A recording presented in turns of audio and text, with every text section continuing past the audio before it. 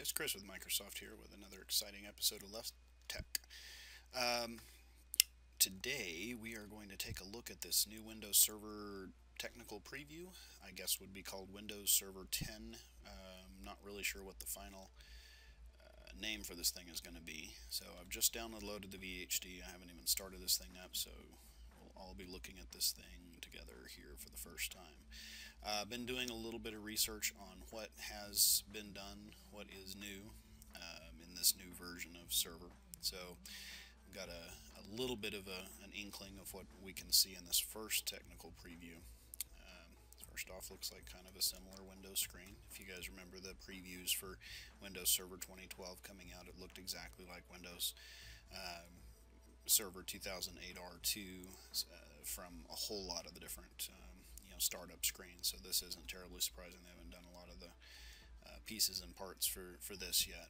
Anyway, some of the things I know about that I'm kind of excited about, and I won't read off an entire list of everything that is new in this version of Server, but some of the things I know for sure. Hyper-V, as you all know, I'm a big fan of Hyper-V. And one of the things that they're going to be adding is hot add and hot remove of network adapters, and hot add and hot remove of memory. So you'll be able to actually shove memory in and pull it out live, add a new network adapter and things like that without actually having to bring the VM down to edit its configuration properties. So what we're looking at here, you're not looking at the technical preview in the background here with this this start button that I'm kind of hovering over. That's a 2012 R2 server. This is one of my Hyper-V hosts, and so I've got several VMs running on this server all at once. So it may be a little bit slow here from time to time. So I will expect probably a little bit of disk activity to be cluttering this up. Some of the other new things that I know for sure are Windows Update is going to start delivering the integration services. So if you have any VMs in your environment, you already know that you have the integration services disk, and you put that in there and it installs drivers and it installs functionality that makes the VM work better with Windows. So that's going to be a new piece that you'll see those updates come down now through Windows Update. The Hyper-V Manager that's going to be on this new version of Server will be able to manage 2012 servers, Windows 8 machines, and for those of you who don't know, that Hyper-V can run a pretty much full version of Hyper-V on Windows 8. You need to check that out. 2012 R2, Windows 8.1, all of those that you may have Hyper-V running on your system, you can manage that all from one console. So that'll be pretty neat. Some of the other stuff, getting away from Hyper-V, before I talk your ears off about all the new improvements that are going to go in there. There's going to be some changes in the DNS client service. If you have DNS on multiple interfaces, now the operating system will bind to the adapter on the when you're going to look up a name. So you'll see a lot more efficiencies coming from name resolution on multiple adapters, which each have their own DNS configured on them. So that'll be a big improvement. From the server side of DNS, they're going to be a lot better logging, a lot better diagnostics that you can go through and see. So the DNS logging is going to be a little easier to figure out what problems you may be having if you run into some issues. Let's see, what else have I read about out there? DNS policies. We've got some new policies that are going to make it location aware and time aware. So if you see a DNS query come from one location, then we could give one answer. If you see it come from another location, then we give a different answer. So that could help with a little bit of load balancing. You can also do different time of day queries on the policies. So if somebody is querying for a server name at night, then that's going to be a little bit different than maybe what you might see. I'm going to go ahead and click skip here since it's not required for me to do a product key right at the beginning. I'm going to go ahead and I'll read every single word of this, of course. I'm a speed reader. I read everything in there. Bill Gates, I must blow his lawn from now on. Okay, there we go. Okay, so let me give this little guy a password to get us started.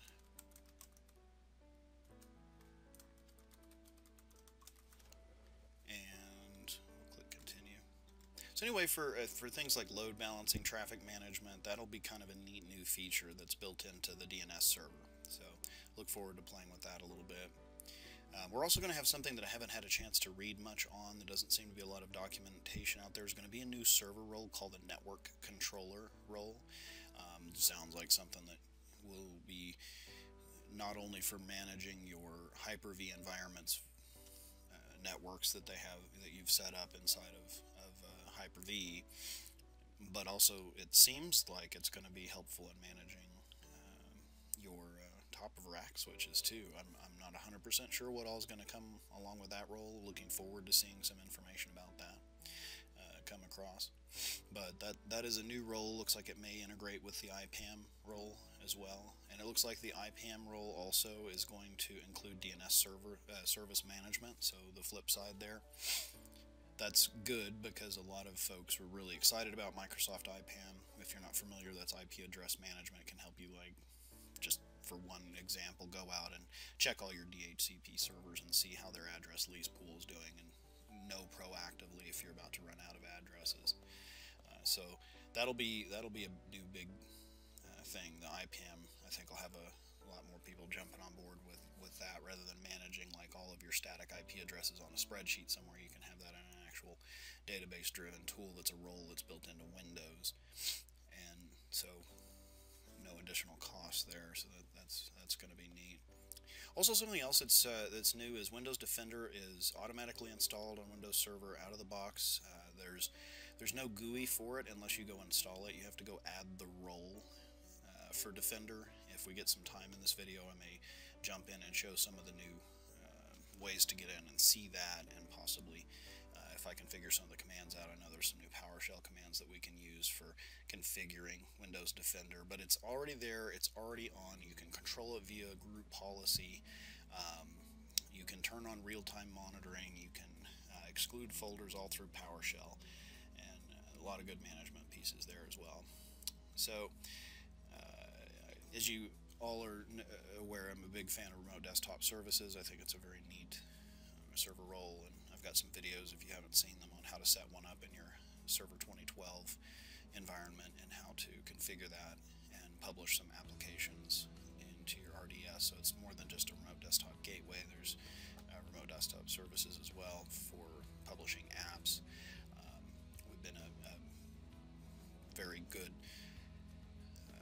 at publishing high-resolution graphics since 2012, especially if you have a pretty decent GPU in the server that you're using to publish your apps with. It can be a very seamless experience for your users, but we're adding to that now so that the remote desktop services also supports OpenGL and OpenCL, so we should see a whole lot of improvement on the apps themselves, and so that's coming. We'll also be adding a new role called multi-point services, which will tie in with remote desktop services. There's a blog out on TechNet that covers what is going on with the multi-point services role, and that is a tentative name. It may change at some point, but there's a TechNet blog about that. So if you use multi-point server, then this will be something that's possibly useful for you as well.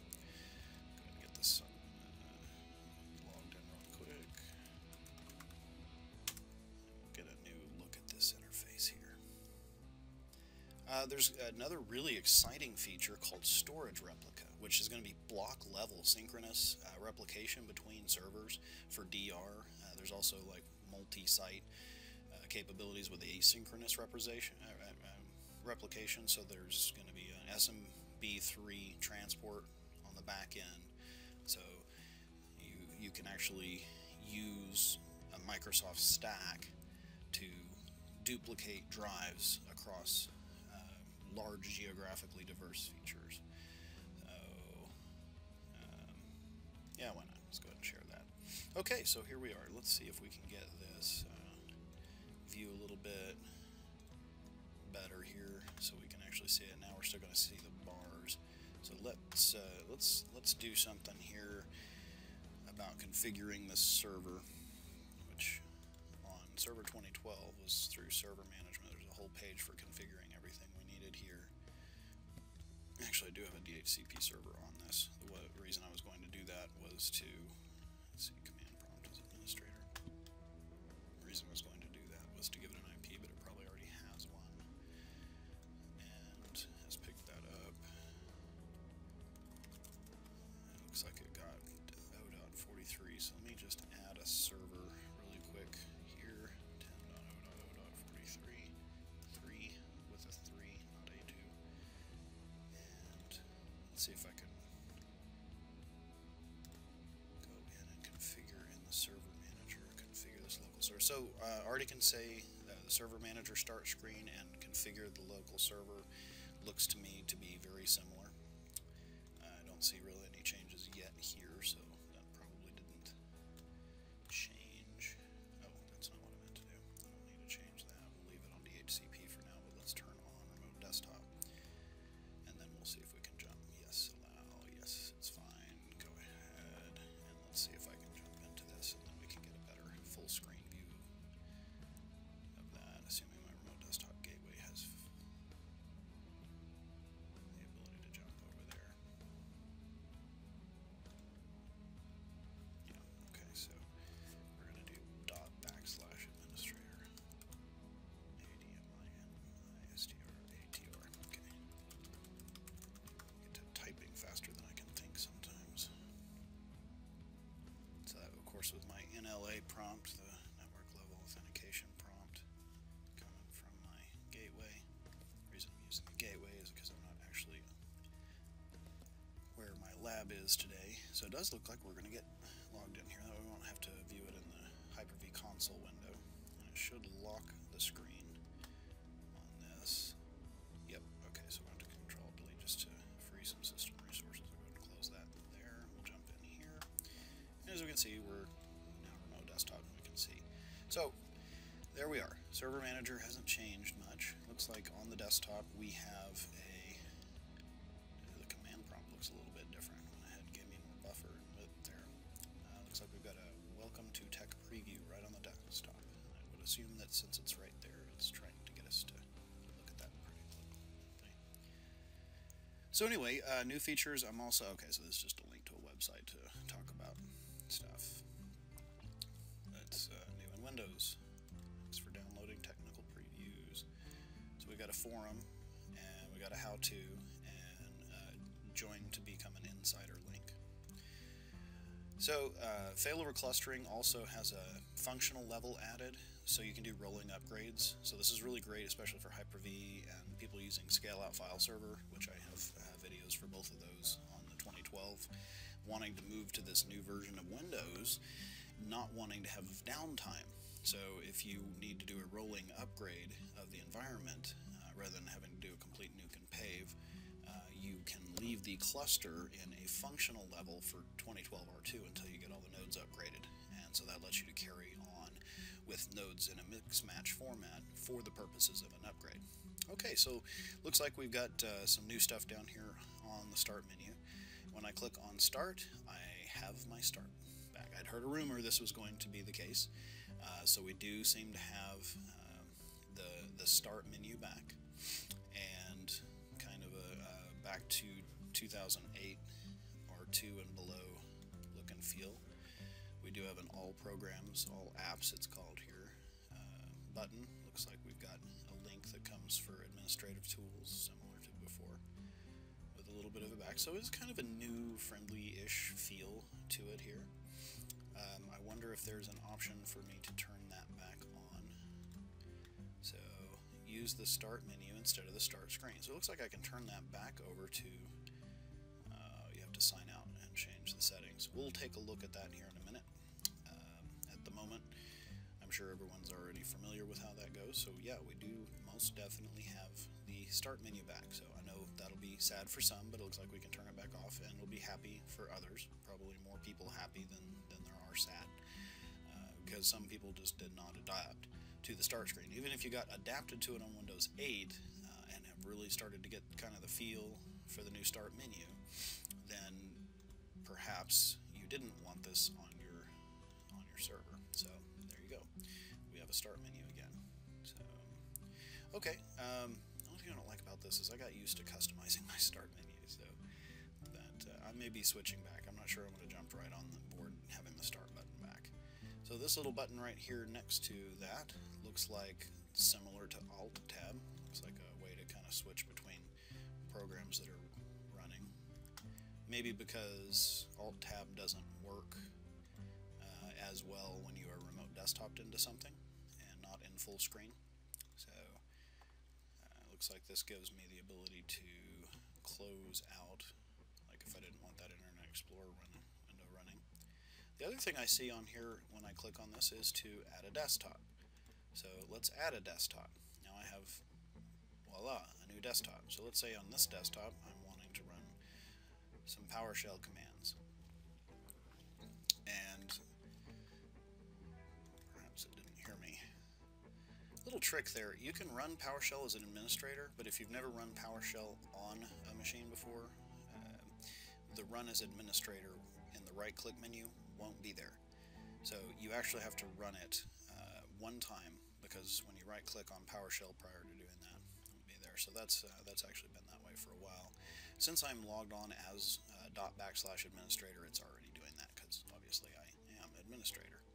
So one of the things I promised that we would look at would be the Defender thing. So I can do set MP preference, and I can do disable real-time monitoring, privacy mode, behavior monitoring, intrusion protection, so you can actually turn off the HIPS, the host intrusion protection system, IOV, real-time monitoring. So if we want to turn off the real-time monitoring, so we would say disable real-time monitoring equals true. That will allow me to turn off that, and then obviously to turn it back on again. SE, false. There we go. So there's some PowerShell commands that we can do with that. We can also do things like add MP preference, and then do, this is going to be really useful, exclude maybe C:\temp, for instance. So real easy to configure from PowerShell. But if you do want to add the GUI to managing the Windows Defender backend, that is going to be in here now, I'm assuming. Let's see if we jump back. How do I switch to that desktop? There we go. We've already got a copy of Server Manager running here, so I am assuming it's a feature. So we'll add roles and features and see if we can get our management GUI for Windows Defender. And let's see if it's down here. Windows Defender 0 of 1 installed GUI for Windows Defender. Click on that, click Next, and install. And this should give us the so rolling back to failover cluster, one other thing that I know for sure has made it into this technical preview is support for storage replica for the failover cluster. So I told you about the storage replica having block level replication between multi-sites or a couple of different servers, and this is different than like DFS replication, right? DFS replication, you replicate a folder. When we're talking about storage replica, we're talking about replicating a drive, right? So that storage replication will also be included as a functionality for failover cluster. That can give you like a Microsoft software stack end-to-end for both your storage and your clustering. So that'll be nice. So anyway, as mentioned before, Windows Defender in the box, out of the box, and already there. Just no GUI for it, so you'll need to go push that on if you need to make changes. You can, as I mentioned before, use your group policies to manage Defender as well, including disable it if you have a different solution you're wanting to use. So we appear to have a new icon for computer. So this just opened kind of a similar interface that we're using. It does look like we've got some handy new little graphics. And yeah, so I'll zoom in here just a little bit. So we've got home and desktops. So just a little bit of a different. Oh, I don't need to look at that. I was looking for PC. There we go. Yeah, there we are. Also looks like our install. So let's see if we can find that. I'm assuming if I click on start, start all apps, and search for Defender, see what the search menu looks like. We haven't tried that yet. Wait for the slow hard drive to catch up. That's assuming that it.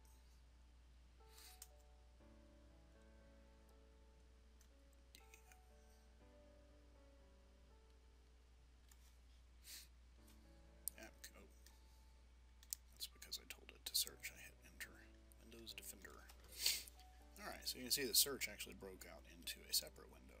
Alright, so here's our GUI for Defender. So if you use Windows 8, you're probably familiar with this interface. So you can kick off a scan, go force it to go pull some updates, see if you've caught a virus recently, etc., etc. So we looked at some of these options here. Let's see what else we had. Was there anything else about the start menu? So it does have the previous, what we used to have as far as recently opened programs. Yeah, recently opened the start menu. You can even clear that. We can customize. So a lot of this is very similar to 2008 R2 and earlier. So a lot of those, once again, folks that are familiar with that interface are going straight from 08 R2 on up to Windows. I'm assuming we're going to call it Windows Server 10. That definitely may change, but we'll just use that name in lieu of something else. So, okay, so we got some stuff so we can lock the taskbar. So this is no real new stuff here, doesn't look like, as far as the interface goes. And definitely need to be looking for more videos from me. As you know, I'm big on the what's new in type videos, especially if you watched my what's new in Windows Server 2012. Some of the stuff I didn't talk about, there are some other new bits and pieces. There are some changes in DHCP. I believe we dropped support for NAP. I don't think anything else there changed. GRE tunneling in Windows Server has been added. We've got some changes as far as the web application proxy, which is an enormous subject and way too deep to be able to get into on a short little, hey, here's a quick preview of what Windows 10 is gonna, Windows Server 10 is gonna look like. But those are the biggies. Those are the ones that I was definitely the most excited about. So just wanted to throw something out there in case anybody has not actually pulled down the Windows Server 10 or had even a knowledge that there was a Windows Server 10 preview that you can go get, or just what is called, if you go look up for the download, the download is just under Windows Server Technical Preview. So go look and pull that down and check this out, and see what new stuff you can run across here. And I'll be doing a whole lot of digging around in here looking for new roles, like the stuff I had mentioned before, to go see some of the newly added roles, and then on top of that, what are they, like the network controller role I had mentioned. I want to put this on here and I want to play with it. So look for more what's new in Windows Server 10 videos coming soon. And apart from that, anyway, guys, this has been Chris with Microsoft. As always, thanks for watching. If you did find anything about this useful, please give it a quick like, and feel free to subscribe to my channel. Also, my blog is at 9z.com, and it's just real easy to remember. It's the last number and the last letter.com. That's got links to my Facebook, my LinkedIn, and my Twitter. So anyway, thanks a ton for listening, and I'll see you guys in the next episode.